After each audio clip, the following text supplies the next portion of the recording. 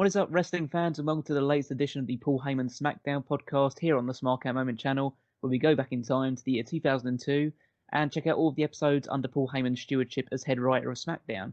I'm your host, as always, Callum Wiggins, and joining me, as always, is Robert DeFelice. Hey, Callum, how you feeling today? I'm feeling pretty good. Are you feeling pretty suitably stuffed after Thanksgiving? I am feeling suitably stuffed after Thanksgiving. You might even say, heading into this episode, I'm feeling fabulous. I'm sure this that has some sort of connotation for what we're going to be going through, but don't bury the lead a bit too much, because that is kind of the big ending goal of this. The main event features somebody who I said at the very end of the last episode, somebody who no one will be able to predict who hadn't seen this episode of SmackDown before. It was, of course, the fabulous Moolah, and we will be talking about her main event title shot against the Big Show. That's so very soon. odd. That's so very odd. A footnote in history that Fabulous Moolah challenged for the WWE Championship and China didn't. So that is kind of well, there you go. Yeah, so that is a woman who's competed for the WWE Championship. It's her and Stephanie McMahon, and I think that's about it. You would be correct. And Stephanie still got there first. Yeah, absolutely. Well, of course she did. I mean, she invented women's wrestling, so of course she'd be the first one to get the opportunity. But obviously, we want everyone else to get involved in the conversation about this episode of SmackDown and the entire series of the Paul Heyman SmackDown podcast. Just let us know your thoughts in the comments below. If you're watching on YouTube, drop a like. Don't hit the dislike button. That's not nice. If you're listening through one of the podcast feeds, then drop us a rating or a review on whatever the podcast feed you are listening to. There's a playlist on the YouTube channel where you can check out all of the episodes from start to finish, all the way up to here, episode 23, the Happy Thanksgiving special. And there is a link in the description to this episode of SmackDown if you have not already watched it in advance of this podcast. Okay, with all that admin out of the way, let's do a little bit more where we talk about a bit of the news and events. Let's talk a little UFC, Rob. Don't usually talk about UFC on anything we really do, because it's not really a wrestling side of things. But why would I be talking about UFC in 2002? I imagine it's because somebody pitched Vince McMahon on buying the UFC. No, it's actually not. It actually involves a former WWE superstar known as Ken Shamrock. So Ken Shamrock made his return to UFC for the first time since departing and joining WWE for the short period of time. Obviously fresh off his TNA NWA World Championship run as well. Yeah, that makes sense. So he fought Tito Ortiz for the UFC Light Heavyweight Championship at UFC 40. He received like a monster ovation for his entrance. It was his big return, so everyone was like really psyched up to see him, and he got pretty soundly defeated by Ortiz. Yeah, that sounds about right. Ortiz is at his peak in 2002, in the mid-2000s, really. So yeah, unfortunate for Shamrock. Oh yeah, of course, because everyone wanted to see him do well on his big return. He did continue to be with the UFC for a few years beyond this point. He actually had 2 future matches with Ortiz and lost both of those as well. Man. But you know what? He's still wrestling. Oh yeah, he's still going strong in TNA right now, or Impact Wrestling, I guess. Yeah. So yeah, there's just a nice little footnote about this. Just him coming back to the UFC at this point in time. How far off are we from the Ultimate Fighter? We're a good 2 or 3 years. Yes, I believe he has a match there as well as part of like one of the finals of. I can't remember who were the 2 captains at that point in time, but he definitely had another fight and lost that one. I think when he went back into the UFC at this point in time, again, I did check this, but I can't remember off the top of my head. But I think he had a really significant winning record before he came into this return to the UFC, and by the end of it, his record was a lot more even. Let's put it that way. Yeah, I love the idea that the Ultimate Fighter is what put UFC in prominence, and Vince McMahon actually had the right to veto that show on Spike, and I think he would lose a lot of viewership through the years to UFC because he did not veto it. Yeah, it's just one of those things. I guess maybe that stirred him to put NXT against AEW all those years later.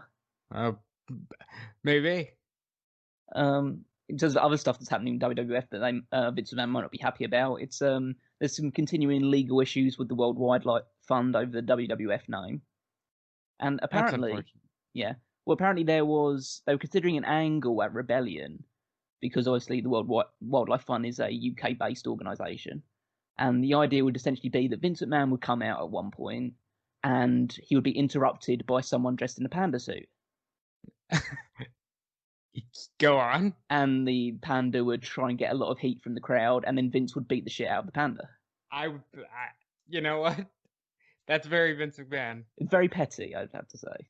But it's something that would be very suitably, like you say, Vince McMahon and WWE at this point in time.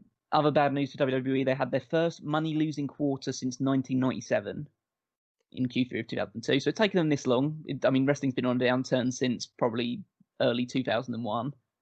But it's still taken them this long to actually get a losing quarter. Well, that is pretty interesting. 97 is, of course, the year that things started to turn around for them. I'm surprised that it really is that long. Yeah, so they had their typical investors call, and at this point, obviously, Linda McMahon is the CEO of the company, so she was the one handling a lot of the questions. There was one investor in particular who obviously was watching the show week to week, who was particularly critical about basically everything WWE was doing right now, which was essentially he attacked WWE in terms of their house show attendance is plummeting, Triple H's dominance over television, and he basically aligned that to him being Stephanie's boyfriend. The Katie Vick angle, repetitive television, every women's match being booked the same. WWE treading old stuff like bringing back Shawn Michaels and Scott Steiner rather than creating new stars. He also brought up, essentially presented the idea that WWE was quickly becoming WCW creatively in 2002. Yeah, I'm like, that's shocking. And you know what else is shocking, honestly? How people really at that point thought, like, Shawn Michaels is this old guy who can't go. And it's like, I think Shawn's rehiring is one of the things that turned the corner for them. And I also think it's very shocking that this early on, there's somebody badgering the company like that, really.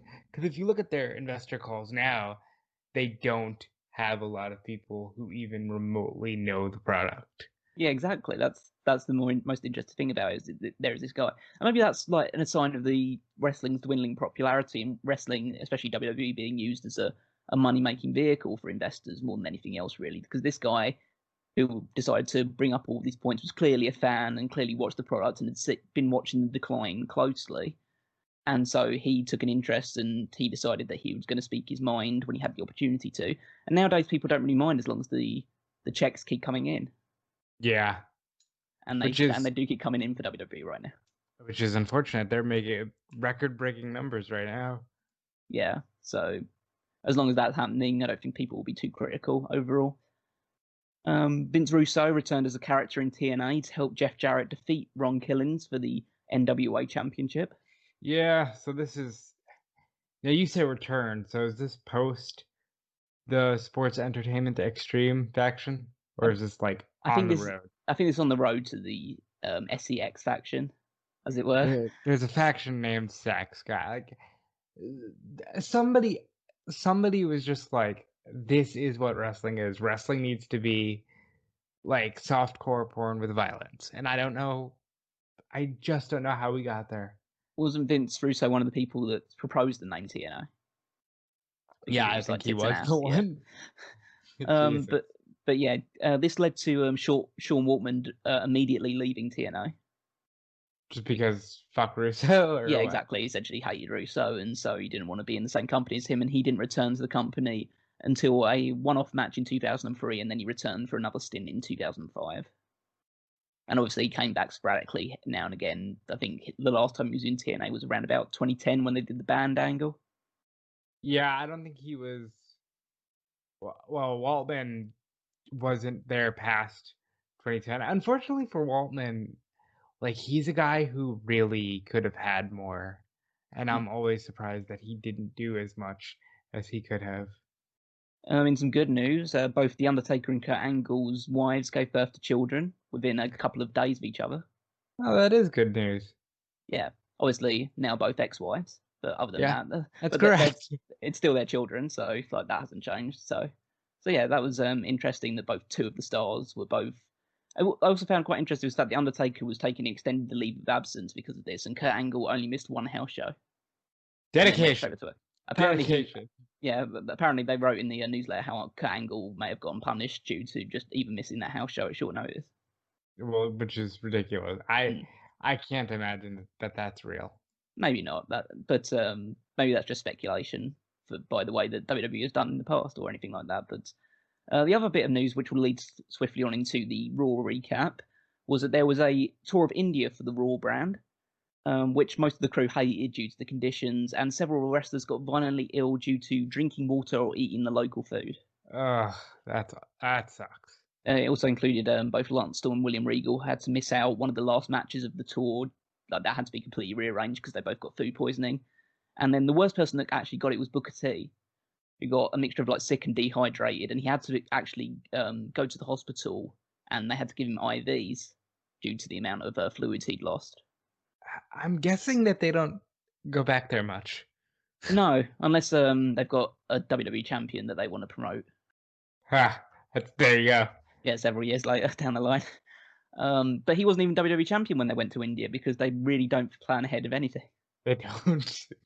So Booker T was the only person who actually missed any of Raw due to this, and so obviously that swiftly leads on to the ratings war at the moment.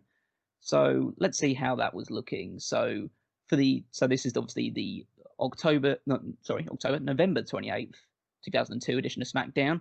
Obviously, Thanksgiving had a big impact, and this scored a 3.1, which I believe is, outside of the 4th of July episode, the lowest rated episode of SmackDown of the entire journey. You know, it's interesting because once upon a time, wrestling on Thanksgiving was huge. It's like, Starrcade and Survivor Series all took place on Thanksgiving Thursday. Now, I wouldn't imagine for a second putting a show on Thanksgiving Thursday. Or at least expecting it to do well. Yeah. If you'll put a show on because you have to put it on because it's Thursday and you'd have a show on Thursday, then that's fair enough. But it's just a case of you wouldn't put on like a big main event or anything along those lines because most people aren't going to tune in. It's pretty crazy. I think if you did it nowadays and you tried to like make it a network thing, you could maybe get away with it and test the waters. But back then, for just a weekly show, it wasn't going to do any good. So this allowed Raw to win their first ratings against SmackDown in 16 weeks. Ooh. With a 3.4 for the 25th of November edition. Tell me the truth, is this the last time they win on the journey? No, it is not. Oh, really? They win 2 more times. Oh, well, that's not much. Not much, but it is something. They have a tie as well towards the end as well. So there is a little bit more glimmer of hope, but this is just like a flash, really, due to the fact that SmackDown was in an unfavourable slot. So what was Raw up to? What did Raw do to get this big advantage? Well, in the main event, it was RVD versus Shawn Michaels for the World Heavyweight Championship. And a match that we would never see again. Yep, and a match that didn't even have a finish. Yep, because Triple H. Yeah, because Triple H interfered. He hit RVD with a pedigree on the floor and then dropped Shawn Michaels with a backbreaker on a steel chair.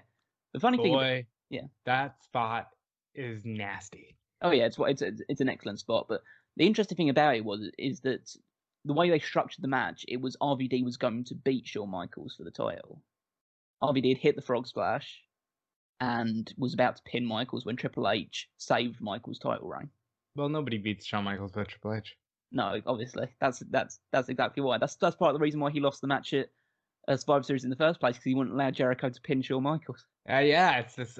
I like it though. It's this obsession that Triple H has with needing to be the one to take out Shawn that doesn't allow him to see beyond that. That was actually only one of 3 title matches on Raw. One of them was Chris Jericho and Christian defending their tag team championships against the Dudley Boys in a match that was restarted twice by Chief Morley due to different rule violations. Chief Morley, what a gimmick. So it was interesting in the way they booked it was the idea that Jericho and Christian won by cheating the first time out, and then Chief Morley called them out for it and restarted the match. Then the Dudley Boys won, but Chief Morley again said that there had been some sort of rule violation, and so they lost the match. And then Jericho and Christian cheated to win, and they didn't do anything about it. Yeah, which, heel authority figures still the very in thing in 2002. So that wasn't the only involvement of Jericho and Christian, because later in the show they were locked out of their locker room in just their towels. Oh my God, this is the one where Vince has them go out there naked. Yeah, so they basically walk around backstage trying to find clothes or anything along those lines. They end up on the stage with the Dudley Boys, essentially taunting them there. And Spike Dudley removes their towels on stage, and they have that big, like, wide pan of the camera, so you can see that they've lost their towels, but you can't see anything. And then they do the stumbling run backstage with the silhouettes, with them just naked. And they're legitimately naked.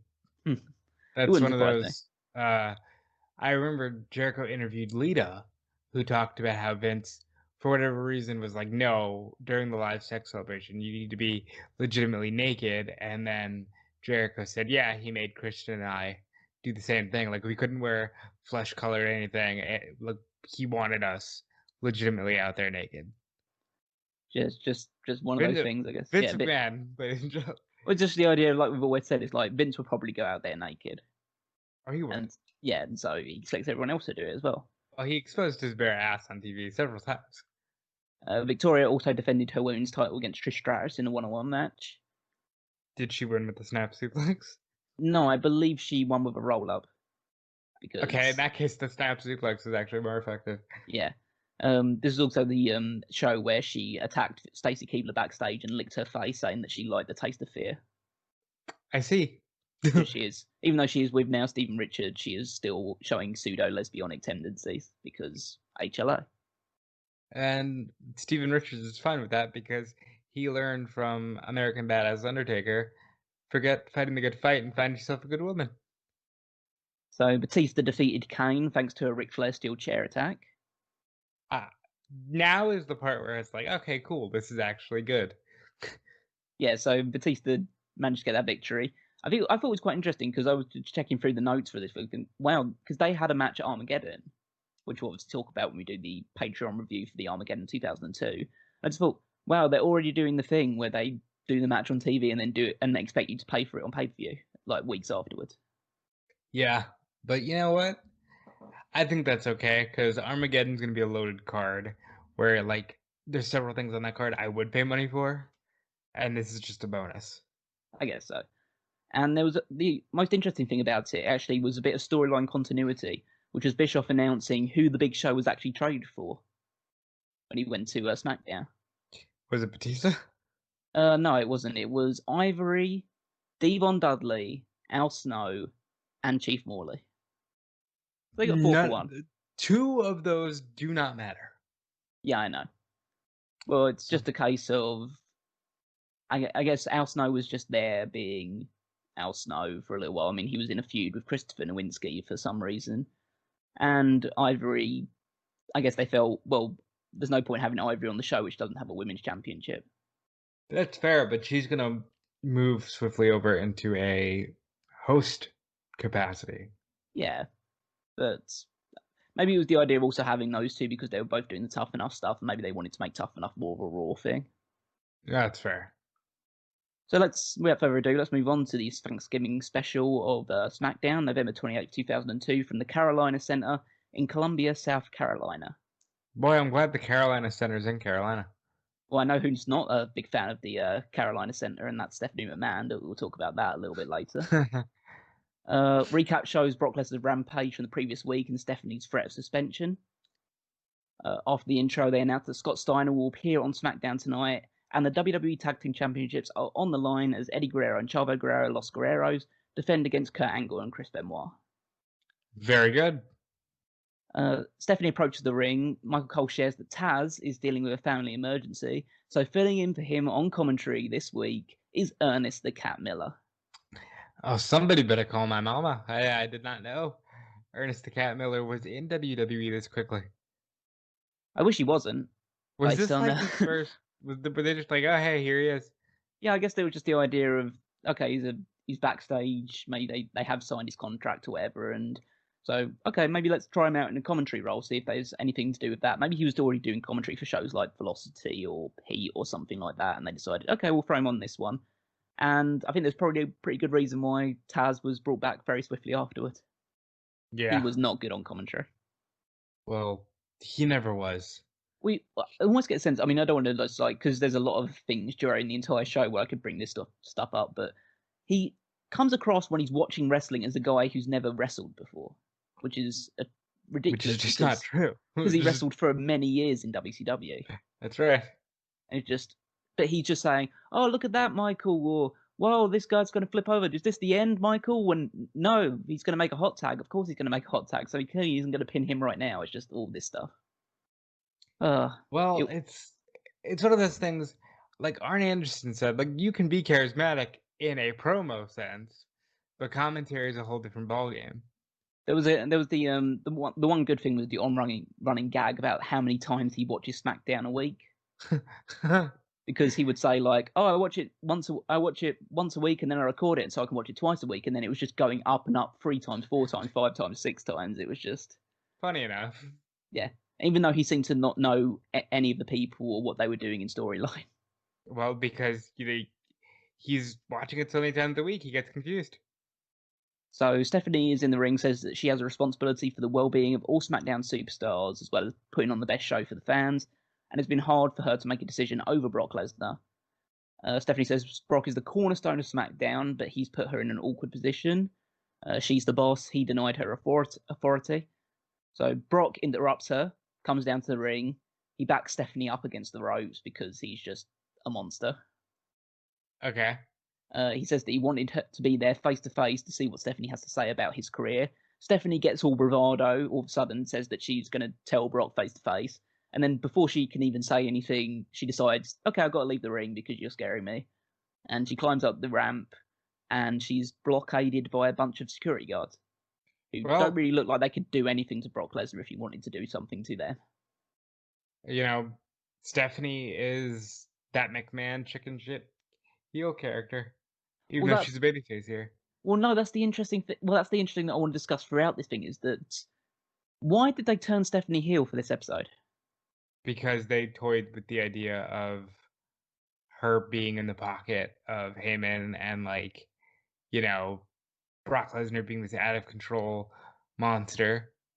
It just strikes me like if you've been going so much to try and make Stephanie a babyface by piping in all these cheers when she comes in, even though she's probably getting booed and called a slut because that was basically what people would refer her to that entire time. It just seems odd to me that you would go the extra mile. I know you're suspending Brock Lesnar, and that's a heel move, but she could still be fair. And it just seems like she decided, wow, I really hate being in South Carolina. I'm just going to take it out on everybody I see. Maybe that's how Vince felt that day. Well, Vince obviously has a disposition against the South, even though he's from the Carolinas. That's exactly why. Yep, true. Stephanie says that she didn't screw Brock Lesnar, but Brock screwed Brock Lesnar. Boo! Because everything's a callback. And then she suspends him indefinitely. Everything's a callback to that. Yeah, exactly. Specifically. Then she suspends him indefinitely and orders him out of the arena. So Brock is escorted to his car by the police. They say they're just doing their job. Brock says that if any of them touch him again, he'll use their nightstick as a thermometer, which I hated because that's way too corny for a Brock Lesnar's character. Like they've now gone into the period of like, okay, if we're making somebody our top babyface, they have to be able to say things like The Rock, even though not everyone can say things like The Rock and get away with it. Yeah, and I think that's something they struggled with for a long time. Oh yeah, every single top babyface. So Cena went through the same treatment. They do it with every single like babyface champion they have. They have to start doing like the suffering succotash stuff with Roman Reigns and all. For what it's worth, I think like Cena's the exception. I've seen Cena do well in it.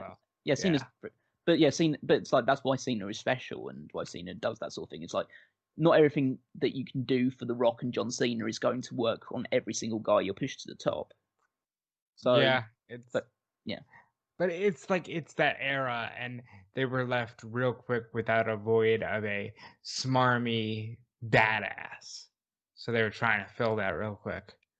So Brock then speeds away in his Jeep, and we have the first match, Edge and Rey Mysterio versus John Cena and Matt Hardy. Yeah, I'm glad we're getting more of John Cena and Matt Hardy because they were so much fun before, but this kind of came out of nowhere for me. So Matt Hardy has been to Plymouth Rock, and he thinks that Thanksgiving is a boring holiday. Is that are those correlated? I don't know exactly. Maybe he went to Plymouth Rock and he didn't like it, so maybe that's what he's just associated with Thanksgiving. Yeah, screw you, it's boring here.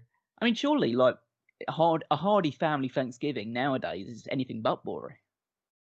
I imagine so. Matt Hardy, he makes good peach cobbler, as they told us in an actual segment that occurred on Impact. So John Cena is accompanied to the ring by his partner B Squared, Bill Buchanan, who obviously re-debuted last week. Yeah, he is. He looks completely removed from his RTC character in every single way. Yeah. He's topless. He's wearing a blue pattern beanie. Yeah, it's just a very different change in character for him. So he's been like this phony baloney military guy. He's been the Big Boss Man's sidekick. Then he was like this prude RTC guy, and now he's B Squared. Not the most distinguished career. Right. Yeah, not the most distinguished career. You remember? Never got it right. You remember when they brought him back for that Cena "This Is Your Life" segment? They did. You know, it's the that awful "This Is Your Life" on the Mick Foley did that everyone hated when it had like John Cena's father and stuff like that. And one of the only thing I remember is the bit with his father. No, they brought B Squared back for it. That's fantastic. the last payday that Paul Buchanan ever got from the WWE. Wow. I feel that's just a little interesting tidbit. But so the match itself is very much Edge and Mysterio dominating for quite a while, but then you have the heels take it over. Edge goes for a spear into the corner, but B Squared pulls Cena out of the way, so Edge goes into the turnbuckle. They do the heat on him for a while, a side effect by Matt Hardy. Multiple heat segments. He tries to break away once, but Hardy's able to cut him off from the tag. Goes for a twist of fate. Edge reverses that into a face plant. Mysterio comes in like a house of fire with a seated sent onto Hardy.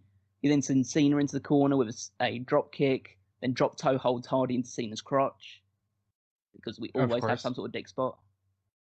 I mean, is it really a WWE match if you're not involving the person's crotch? No, of course not. No. The crotch is an integral part of every WWE match. Absolutely. Double team sidewalks slams springboard leg drop by both Edge and Mysterio. Mysterio goes to the 619, but B Squared grabs him. Edge attacks B Squared and sets Hardy up again for Mysterio to hit it at the second attempt. Cena then boots Mysterio just on the apron. Edge spears him off, then dives onto both of them on the outside. Hardy reverses a victory roll position into a powerbomb, then grabs the ropes to help him pin Mysterio. So Matt Hardy and John Cena have pinned the former WWE Tag Team Champions. Bad for Ray means nothing for Edge, because Edge is going into something very special next week. Absolutely. Well, Mysterio goes into something not exactly special next week, but something that's notable at the very least. But yeah, they basically, I love the celebrations by Hardy and Cena because they just look absolutely ecstatic every time they get a victory. Like they're just so ridiculous. So, but that's a good result, and realistically, that should parlay into a tag title match. But I don't think that ever happens, which is a shame because I think they split this team real quick, didn't they? Yeah. Well, he's got B Squared now. He doesn't need Matt Hardy as a tag team partner. That is true. And Matt Hardy has his MFers, who we haven't actually seen since he announced Shannon Moore as an MFer. When do they start like building him towards the Cruiserweight title? I think it's around about January. It's definitely post Royal Rumble. Yeah, because we're nowhere near the Matt and Ray actually feuding, which is surprising. So Stephanie is walking backstage muttering to herself when Kurt Angle stops her and asks her if she's okay. Stephanie says she isn't okay and calls the crowd disrespectful because they booed her. Angle says that he understands as they chant "You suck" at him, and if they don't cheer him tonight, then they're the ones who suck. Yeah. And Stephanie then says, "Why does everything have to be about you?" Because she's mad at everybody.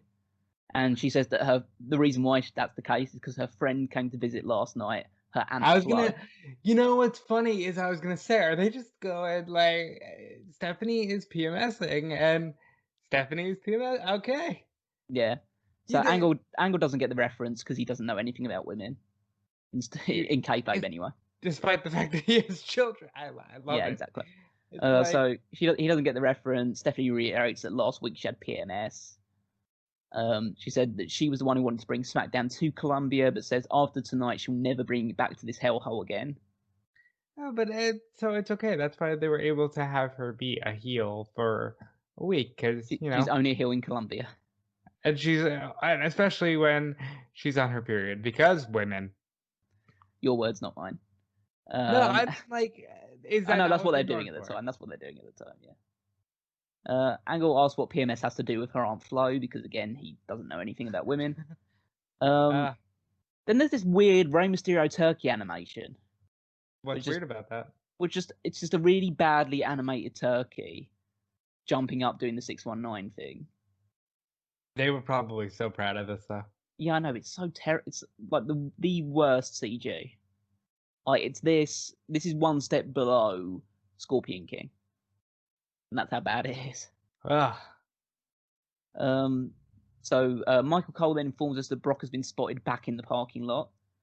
Mark Lloyd is outside reiterating that, says they're going to hang around to see if they can get evidence of this. A limo then pulls up and Scott Steiner steps out. Lloyd asks him for any comments and Steiner just flexes his arm in his face. Well, because he's Scott Steiner and now he's my favorite wrestler because fuck Mark Lloyd, honestly. Like, then, just out of nowhere, Tajiri versus Chuck Palumbo. Yeah. Who was smoking what when this match was booked? I feel like it was like, hey, we've got Palumbo. What can we do with him? I mean, the strangest thing about it is obviously it's Tajiri versus Chuck Palumbo, and then you have babyface big man Chuck Palumbo in peril for this match. Like Tajiri is kicking his ass for the majority of this. Like he beating him up, he's taking drop kicks to the leg, just kicking him down when he offers a handshake. He gets the heat on Palumbo. He blocks a handspring elbow in some sort of slam. Tajiri applies the tarantula. Palumbo blocks a kick into a dragon screw. And then he applies a reverse-facing Boston Crab called the Padlock. And they were trying. Well, you say they were trying. It's like, this is the first time we've seen him use... I assume he's been winning matches on Velocity using this. But this is the first time we've seen him use this submission on SmackDown. And Tajiri just gets out of it. Like Tajiri's favorite star at this point. That is true. Tajiri leaps over the referee, temporarily blocking his vision. Palumbo catches Tajiri into a belly-to-belly, but Tajiri sprays the mist in his eyes, hits the buzzsaw kick, and then pins Palumbo, making sure to cover his face during the pin. This was just bizarre. It was important because I guess they needed to get them on the show. Yeah? I guess, like you say, it's the Thanksgiving show, so it doesn't really matter because who's watching anyway. But it just seems so odd to me that this is a match they decided to book. Like, why wouldn't you if you have to give Tajiri a win, why don't you give him a match against Shannon Moore or something? Or Crash? Obviously Crash was on later in the show against, he was the one that took on Billy Kidman. But there's a lot of cruiserweights or people who might have been more interesting to watch him fight than Chuck Palumbo. And I really liked Chuck Palumbo's last match against Brock Lesnar. That was the last match he had on SmackDown, was that big Hoss-style squash match.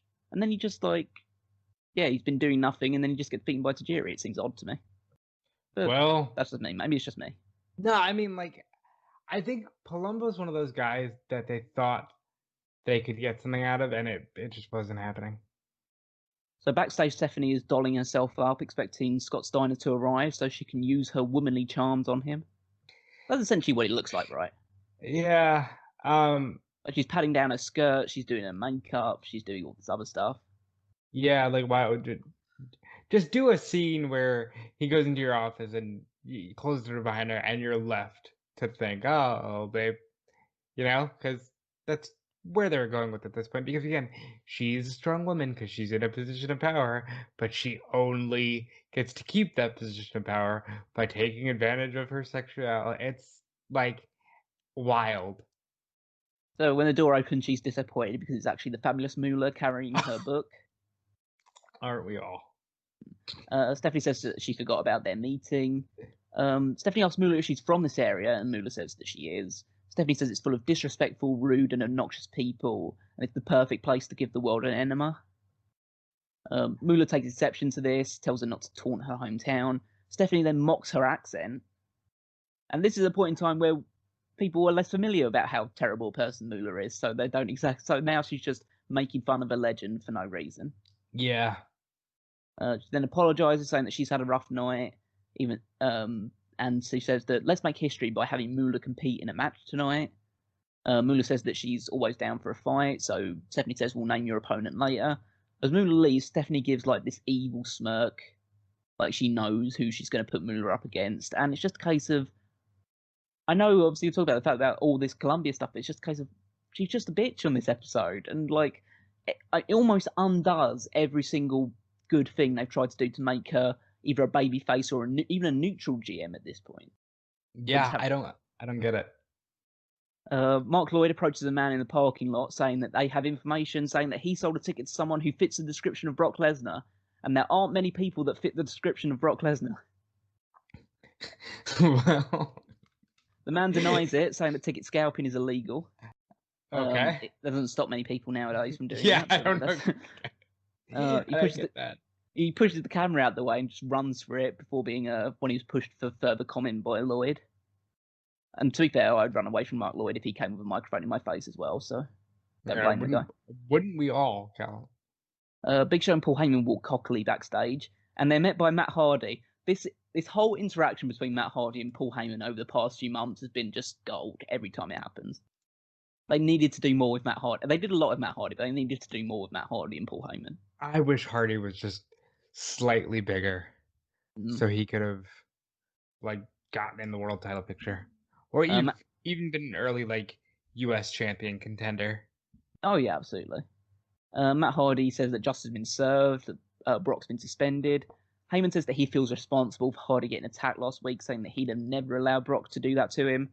Matt said Brock would never do that face to face because he couldn't stand the fury of Mattitude. Well, Matt then can, asked if Cal? Yeah, he definitely can. Or he definitely can. I don't know who else could.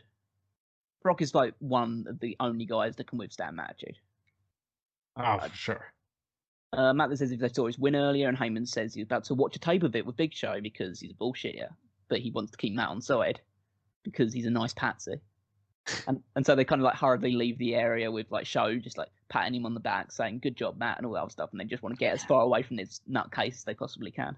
I like the fact that this is Paul Heyman being Paul Heyman, or being the idea of Paul Heyman that we've heard throughout the years of just just a total asshole, con man who will say whatever he needs to. So Tori Wilson walks backstage in a totally not culturally inappropriate costume. Yeah, I saw that, and I was like, "Oh boy." Yeah, it's kind of one thing when you got this the blonde, blue-eyed woman, like white woman in a Native American costume.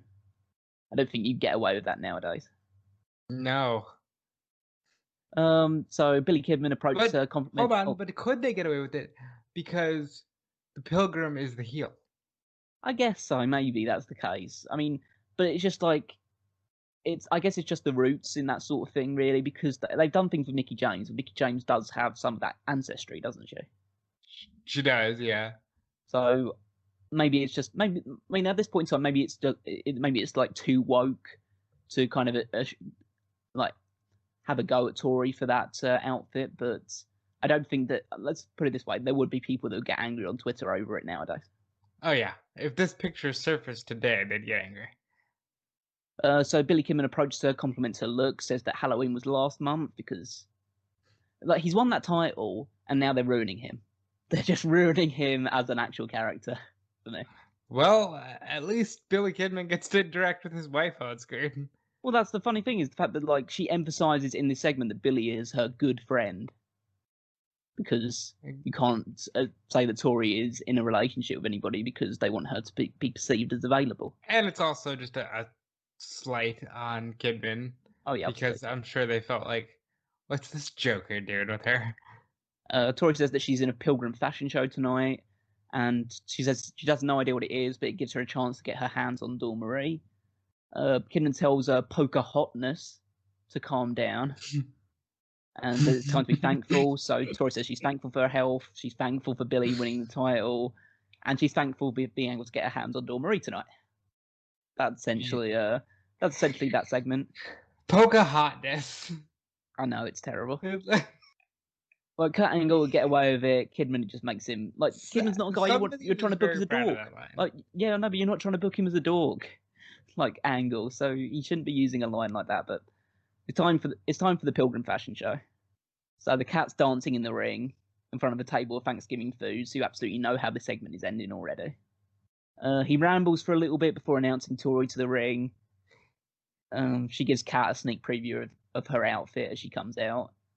Dawn Marie wears a short Pilgrim-based mini dress. Yeah. Again, Pilgrim's the heel, so that's a good move.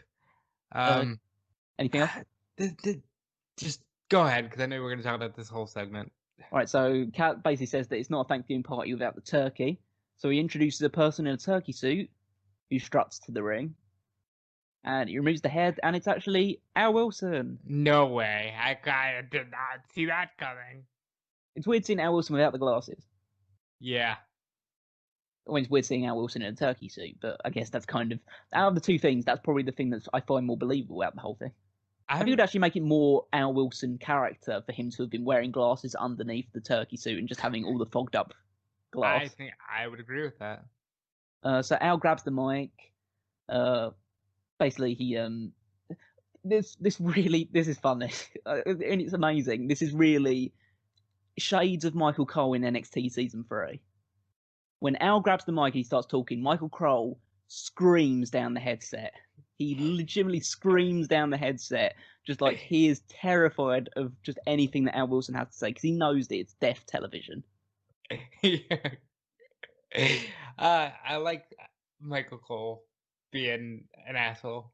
He's so much better at this point in time. Like, how did he get so much worse in like this? Because he became the guy. Yeah, I know. He talks about how this holiday's brought his family together. He calls Dawn Marie his little Pookins.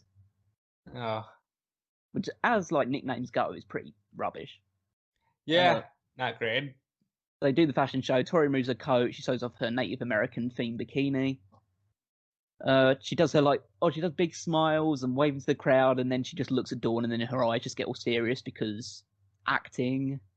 And she's okay at this point. Like, okay, Al has done more at this point, and Dawn has too, but this is still largely baseless. Like, I know. There's still no reason for her to do it other than the fact that she just doesn't trust Dawn Marie, but we haven't seen anything like clearly to suggest that she should distrust Dawn Marie. And for everything I know, we never will. So Dawn shows off her outfit. She doesn't strip or anything, but she flaunts her engagement ring in front of Tori. So maybe that is a bit heelish. But that's just because she knows that it winds her up. It's not. It's like we're not seeing anything to suggest that she's mistreating Al Wilson or spending all his money or anything like that. Right. She's making him happy, and apparently Tori doesn't want her father to be happy. So Tori immediately attacks her, covers her in the food on the table. She strips. No, hold on. She like slaps her leg and then hits her in the face. It's very weird the way that she attacked her here. Yeah, it's a very ugly brawl. She strips Dawn to her bikini, and then in the melee, Dawn accidentally hits Al in the face with a pie, and he goes down. That was funny. I like that. And Tori is throwing food at Dawn, but she's like aiming for her lower body. It's very, very weird. Like, she's throwing the food at her legs. She throws like a whole thing of turkey at her ass. Just like at her ass. It's very weird. Tori then covers her in punch before putting the pumpkin on her head. The crowd just starts chanting Tori's name. Like, they are going mental for Tori. I've never heard a reaction for Tori Wilson like this. Well, because, come on, she's Miss America.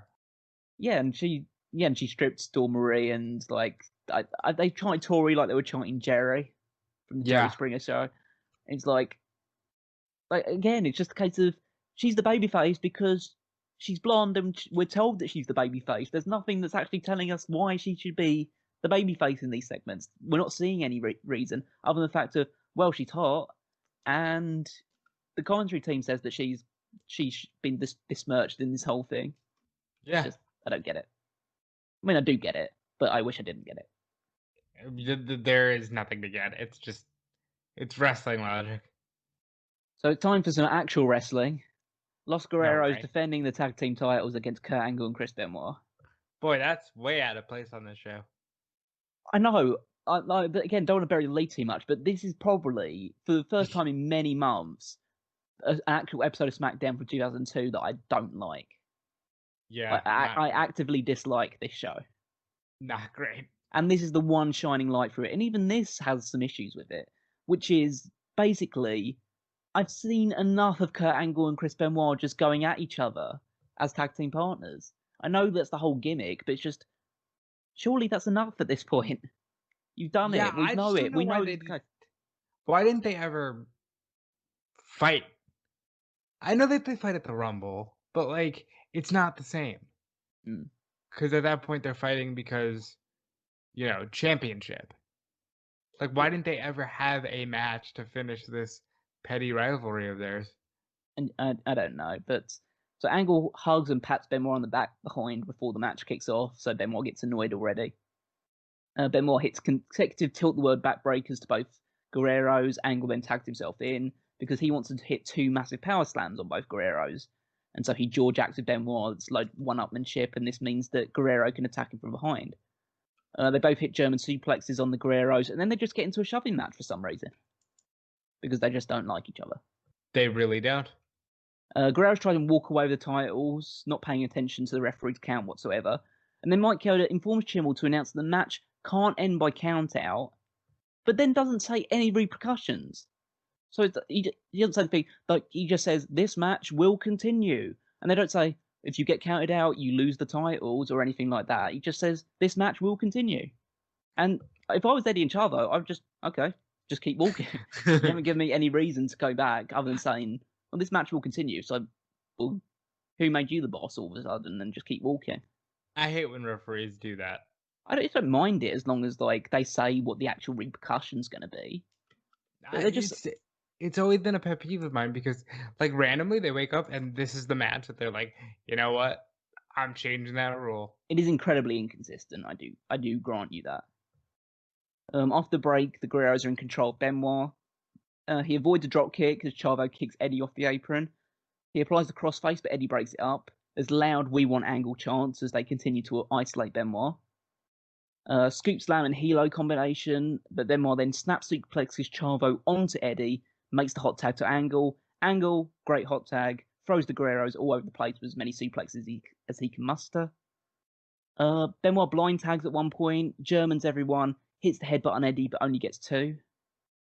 Chavo accidentally jumps onto the ropes when he was supposed to go over instead. Again, just a little botchy moment, but nothing too major. Eddie then mule kicks Angle with the referee distracted, hits a DDT, but Angle then avoids the frog splash, then hits 2 Angle slams for both Guerreros. And then, time for more Angle and Benoit discontent, because Benoit applies the crossface, but Angle pulls him off so he can provide the ankle lock instead, even though Benoit is the legal man. So it's just a case of... Why didn't they just do the bit where they put it on together? Well, they do that, essentially. It's the idea that they both apply the submissions to Eddie, but the referee's trying to get Angle out of the ring because Angle isn't the legal man. So as soon as he gets Angle out of the ring, or he's getting Angle into the corner and he's distracted, Guerrero immediately taps out. Chavo then is able to break it up. Chavo hits a frog splash on Benoit. So this is the first time we've seen Chavo hit the frog splash. Which I hate, but I genuinely hate. It was a pretty good frog splash.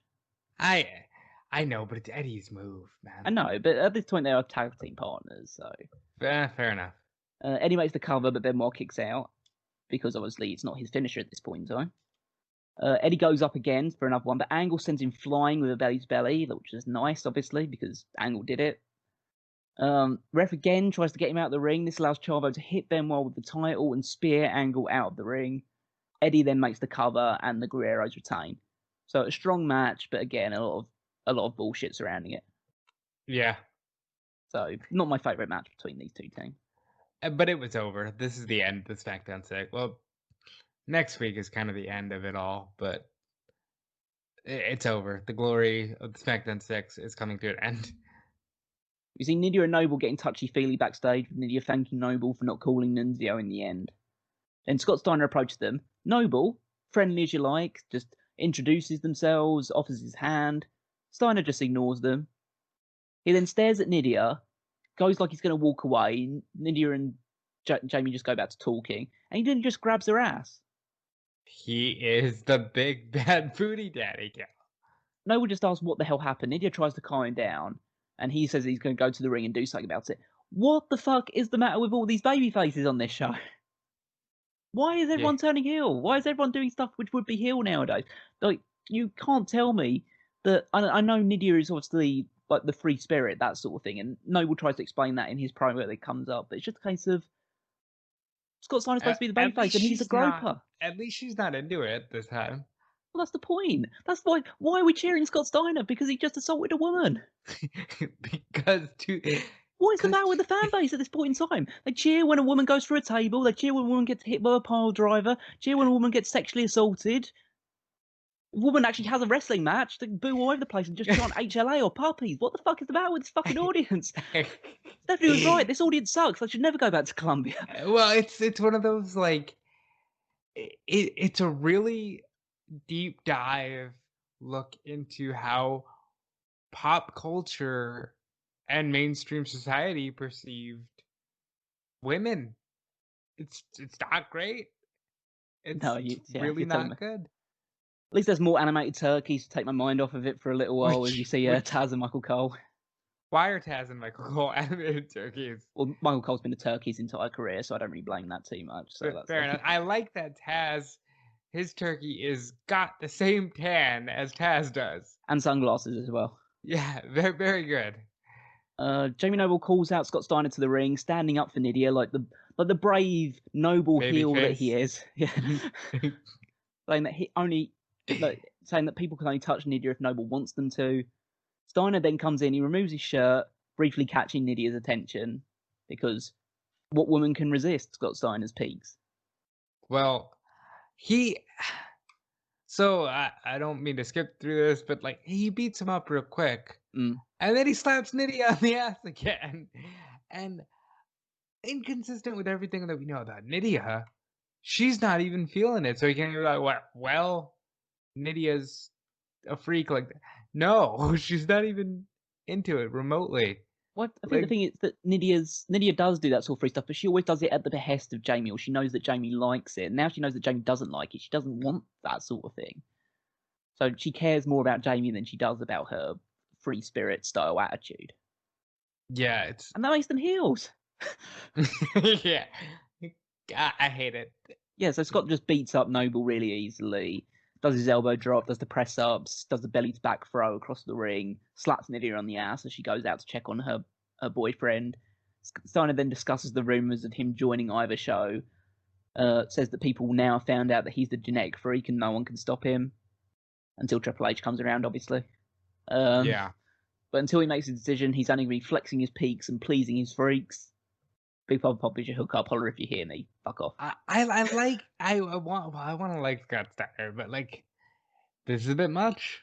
I like Scott Steiner as when he's not being a misogynist, which is unfortunately a huge part of his character. But when he's just doing like beating people up, or he's just throwing people around, or he's doing his crazy corny promos, then he's great. But then he just does stuff like this, and I'm just like, well, you're not a babyface, or you're not someone who I should like or feel like I should like. Maybe it's again, the early 2000s was a really weird time in pop culture.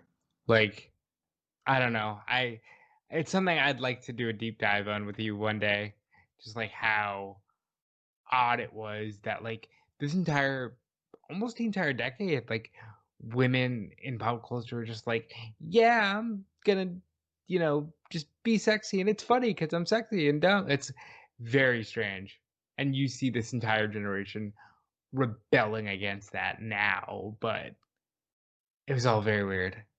So in her office, Stephanie says on the phone that she wants Steiner on SmackDown because clearly she wants her ass spanked constantly without any like consent or anything like that. God, no wonder Triple H had issues with this.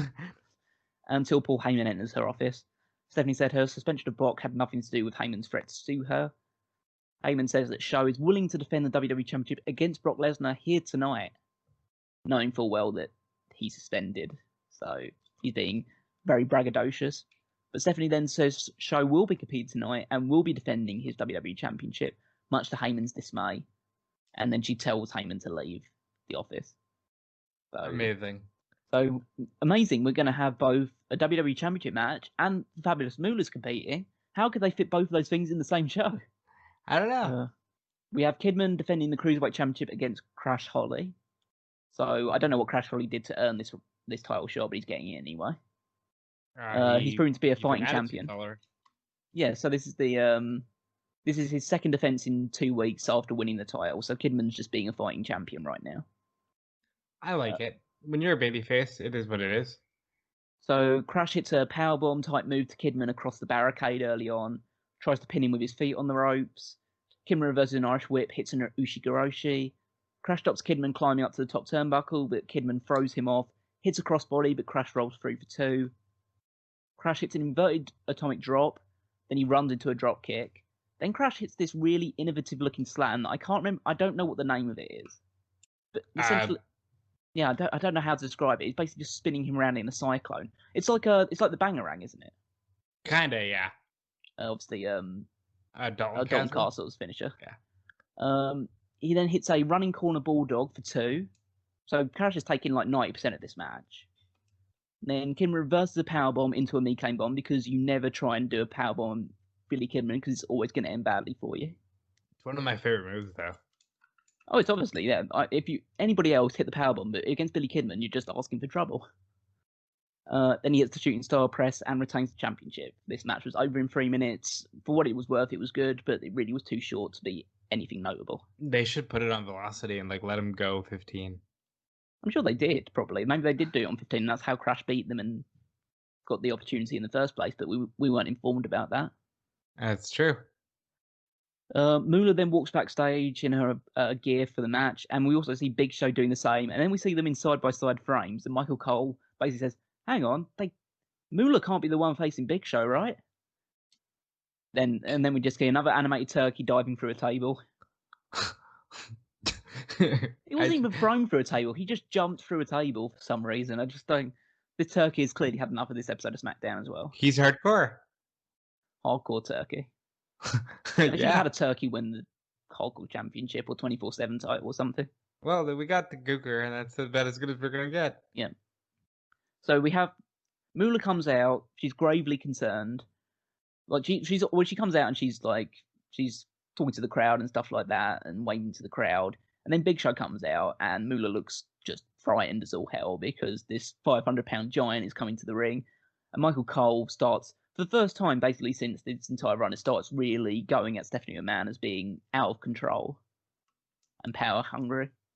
Yeah, they must have just been throwing shit at the wall here. Maybe it's just the idea that, I know what you're saying, maybe it was just it's a one-off thing just because of the Brock Lesnar suspension, but maybe it's just a case of WWE doesn't know how to do babyface general managers. Maybe they did learn eventually with Teddy Long, who was a good babyface general manager, except when The Undertaker came around and you had to do the where to Teddy and all that other stuff, but it's just but yeah, maybe they just feel like we can only add a bit of intrigue if we make them a heel. Yeah. Which is stupid.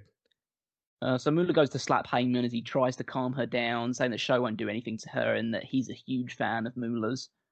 Heyman says that Show is only out there to wish her a happy Thanksgiving, but then saying that Show isn't looking at her like a living legend, but as Brock Lesnar. And then Big Show throws the referee out of the way, grabs Moolah by the throat. Heyman taunts her, basically saying that she's like Brock Lesnar and he's going to show her what he will do to Brock Lesnar. So he's teasing that he's going to hit her with a choke slam. But Lesnar dives in, charges the ring, takes down the Big Show. They fight at ringside. Brock Lesnar then F5s the Big Show through an announce table as Heyman looks completely shell-shocked at the top of the stage. That was How a great old visual. was Moolah here? Moolah was in... Oh, asking me to do some admin there on the spot. Let me see. Fabulous Moolah was born in 1923, so she would have been 79 years old. 79 years old. She looks phenomenal here. She looks in good shape, yeah. Yeah, she looks in good shape. Brock then stands in the ring, staring down Heyman, is petrified, obviously after doing this really impressive F5 to the Big Show. He's visibly shaking and clutching the championship. Again, I just love the visualization of Heyman just always clutching the championship. It doesn't matter who's holding it as long as he has the title in his possession. Which is great. Yeah. Just a constant thing. It's just all he wants is to be WWE champion, but never ever take a bump or be in a match. I really don't like this episode of SmackDown. No, it's not very good. So Heyman, yeah. Go ahead. No, it just closes off as Heyman running off, and the police and Stephanie block Brock's path, and they end it with just showing replays of Show like going through the table and his broken body laying down. We don't see any more of Brock or anything like that. And yeah, that's how the show ends. I hate all of this. Like, a lot of this show was the epitome of what's bad in wrestling at this time. Yeah, it was just the stuff with the Pilgrim Fashion Show. The matches were too short and unmemorable or weird, like the Tajiri Chuck Palumbo thing. Stephanie turning heel completely soured the entire show, really. And she doesn't stay heel, so it doesn't matter. You have Big Show fighting Fabulous Moolah. It's like Big Show. Spoiler for Armageddon, obviously, but Big Show isn't WWE champion for too long, and they don't give him anything in this run. Like, this run is completely. It's not forgettable because of the way that he wins it and the way that he loses it. But everything in between is just, he might as well have just been doing nothing that entire time. He might as well have turned up at Survivor Series, won the title, gone off TV for 4 weeks, come on again and defended the title and lose it. That's basically it, really. Yeah. So, yeah, this is a bad episode on our journey. Not one that we would recommend you checking out. But again, I guess because it's a Thanksgiving episode, they didn't put a lot of effort into it. Here's the thing. Next week's episode, banger fucking match. Next week's episode's main event is one of the best matches that you will see on this entire journey. I'm going to go as far as to say it's one of the best matches that you could ever see. And it's an awesome Fatal 4-Way elimination match between Kurt Angle, Edge, Eddie Guerrero, and Chris Benoit, with the winner facing the Big Show at Armageddon for the championship. But that is not the only thing. This is a very notable episode of SmackDown in a number of different ways, because this is the episode where things start to come to a bit of a head with the whole Tori Dawn, Al Wilson love triangle. Yeah, okay, so we'll get to it. We don't need to bury it. So we don't need to bury it already. But save the energy for next week, really.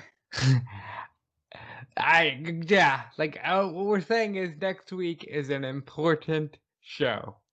We also see the debut of the A Train. Very important show. We have another Cruiserweight title match as well. We have a hip-hop challenge between John Cena and Rikishi. This is, again, more stars of the John Cena character. Next week's episode is a banner program. Yeah, so hopefully you'll check it out. Obviously, the December 5th one. So we hope you've enjoyed this one, even if the episode of SmackDown that we watched itself wasn't all that much to write home about. But we'll just leave you with a few plugs here. Obviously, the Patreon is the place to be if you want to hear our review of the Armageddon 2002 show, which will be available for all people who subscribe to the Dark Cast, which is the $10 or above tier. But of course, any amount of money that you can give at this point in time would be greatly appreciated. And if you want to give us, support us monetarily in another way, get something tangible in return immediately, there's obviously the Redbubble and TeePublic shops where you can buy some Smark Out Moment merchandise. Obviously, check out the smarkoutmoment.com website for all the great articles we've got going up right now.